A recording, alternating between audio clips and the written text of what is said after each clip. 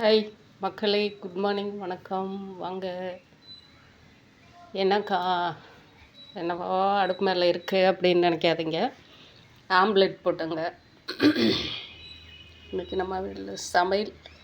இன்றைக்கி வந்து ஆம்லெட்டு, அப்பளம்,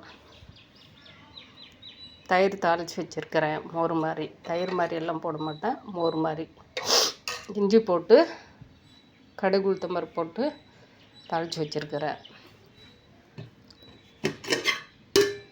சாப்பாடு தான் இன்றைக்கி. சாப்பாடு வடித்து வச்சுட்டேன். புளிக்குழம்பு, சுண்டைக்காய் புளிக்குழம்பு ஒரு அக்கா கொடுத்துருந்தாங்க.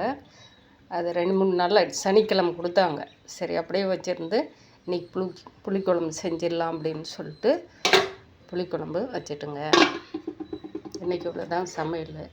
நேற்று வச்சு நம்ம பருப்பு முருங்கைக்காய் குழம்பு கொஞ்சோண்டு இருக்குது. அது நைட்டு சாப்பிட்டு மீதி அருந்ததை அப்படியே வச்சுருக்காங்க. நம்ம வேஸ்ட் பண்ணக்கூடாதுன்னு.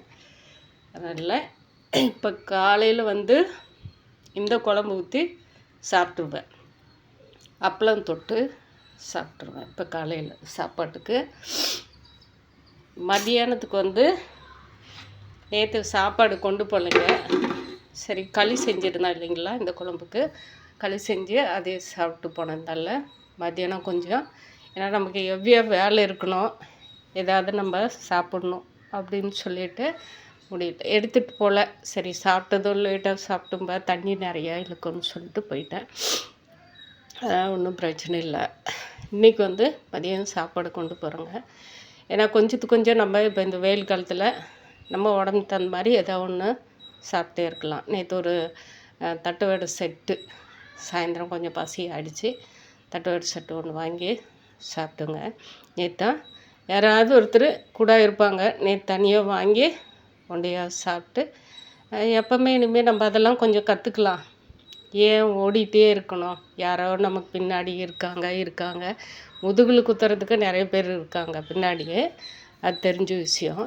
நம்மளாம் ஒரு கற்பனை பண்ணிவிட்டு ஏன் ஓடிட்டு இருக்கணும் அப்படின்னு சொல்லிட்டு, அதை நாளுக்கு நாள் நமக்கு புரிய வச்சுட்டு தான் இருக்காங்க. நம்ம தான் புரிஞ்சிக்காமல் ஓடிட்டுக்கிறோம்பா. சரி, எல்லாமே வந்து நம்ம ஏன் அவங்க மாதிரியே ஆயிடக்கூடாது அப்படின்னு சொல்லிட்டு போயிட்டுருக்குறோம்ப.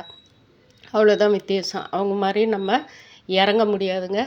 அது வந்து நமக்கு தோதுப்படாது. நம்ம ரத்தத்துலேயும் இல்லை, நம்ம எண்ணங்கள்லேயும் இந்த மாதிரி செயல்பாடுலேயும் யாரையும் பழி வாங்கணும். எங்குமே வந்து நமக்கு நியாயமாக இருந்தால் நியாயமாக கொடுத்தாங்களான்னா, எது இருந்தாலும் நியாயமாக நம்மளை மதித்தாங்களான்னா, அந்த மாதிரி தான் போயிட்டு இருக்கேன் இது வரைக்குமே. இல்லையா, யாராக இருந்தாலும் சரி, ஒரு எட்டு தள்ளி நின்று பார்த்துக்கலாம். இது என்னன்னு தெரியல. இது ரொம்ப வருஷமாக, இப்போ 10 வருஷமும் ஓடிட்டே இருக்குது. ஆனால் வந்து நம்ம சேஞ்ச் பண்ணி ஒரு வெங்காயம் இல்லை, நம்ம யாருக்கும் எந்த துரோகமும் பண்ணலை, எதுவுமே வந்து நம்ம கெடுதலும் பண்ணல. அதனால் வந்து நம்ம என்ன சேஞ்சு, நம்மக்கிட்ட எந்த சேஞ்சும் இல்லை, எப்போவுமே ஒரே மாதிரி தான் இருக்கிறோம்ப. அதனால் எதுவுமே தெரில. நம்ம வந்து இப்போ சம்பாதிக்கிறோம்ப, சாப்பிட்றோம்ப, ஏதோ ஒன்று வர்ற வருமானத்தை வச்சு சாப்பிட்டுக்கிறோம்ப, இருக்கிறத வர்ற வருமானத்தை வச்சு கடவாடி கட்டிட்டுக்கிறோம்ப.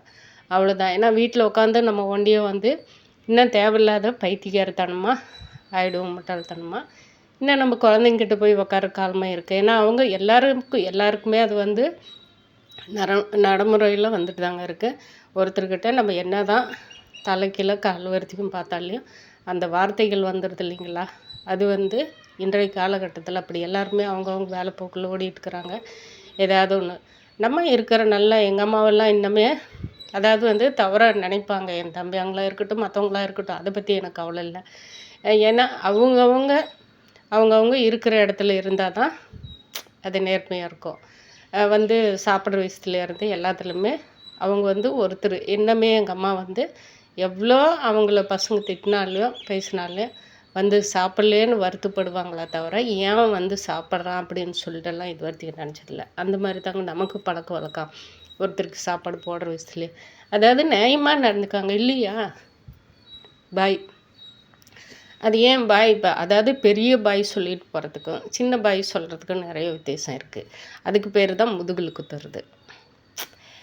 சொல்கிறாங்க சில பேர், எப்பயும் எப்பயும் நான் வந்துட்டுருக்கிறேன், எப்பயும் போயிட்டுருக்கிறேன் அப்படின்றாங்க இல்லையா? அதுக்கு என்ன அர்த்தம்? எப்பயும் இருக்கிற மாதிரி இருக்கலாம் இல்லை? திருப்பி கேட்பாங்கல்ல அந்த ஆளுங்க, மறுபடியும் அதுக்கு சம்மந்தப்பட்டவங்க கேட்பாங்க. நீங்கள் எப்பயும் இருக்கிற மாதிரி இருக்கலாம் இல்லை? ஏன் முதுகில் குத்துற பழக்கம் எதுக்கு சொல்லு பார்க்கலாம்? வேடிக்கை எதுக்கு?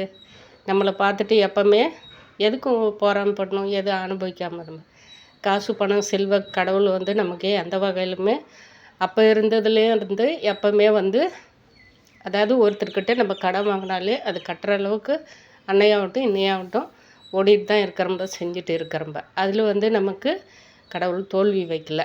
உன் உழைப்பு இருக்குது, நீ செஞ்சுட்டு போயிட்டே முடிஞ்ச அளவுக்கு அப்படின்னு சொல்லிட்டு நமக்கு அதுக்கு தன்னம்பிக்கை கொடுத்து வளர வச்சுருக்கிறார் இல்லையா? அது வரைக்கும் கோடி கோடி கோடி கோடியான நன்மைகள், நம்ம நன்றிகள் சொல்லணும் கடவுளுக்கு. நம்ம எத்தனை முயற்சி பண்ணியும் நம்மளை வந்து இன்னமே வாழ வச்சுட்டுருக்கிறாருன்னா, கொலையாக போகாதிரி அப்படின்னு சொல்லிட்டு அது வரைக்கும் நம்ம கடவுளுக்கு நன்றி சொல்லுங்கள். இந்த சமையல் இன்றைக்கி வந்து நமக்கு எவ்வியதான் தோணும். ஏன்னா இது நம்ம சாப்பிட்டு இந்தளவுக்கு வேலை செய்யணும். எதாவது இப்போ காட்டில் வேலை செய்கிறவங்களாட்டம் செய்யணும். ஒரு குழம்பு தானே வச்சுருக்கிறீங்க, இதுக்கே அங்கே இவ்வளோ பில்டப்னு.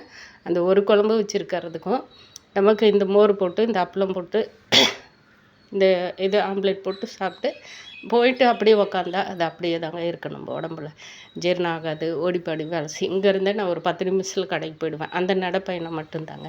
அங்கே போய் என்ன இன்றைக்கி வந்து தைக்கிற வேலை இல்லைங்க, எம்மிங் பண்ணுற வேலை தான் ஃபுல்லாக ஒரு 4-5 ஆகிட்டுக்கு.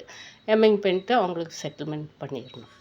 அந்த மாதிரி வேலை இருக்கும்போது நம்ம என்னங்க சொல்ல முடியும்?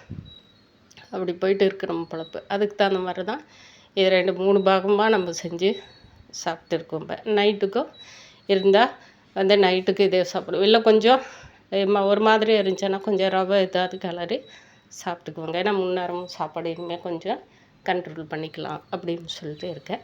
அவ்வளோதான். அதனால் யாரை பார்த்து யாரும் நம்ம கற்றுக்கவும் வேண்டாம்.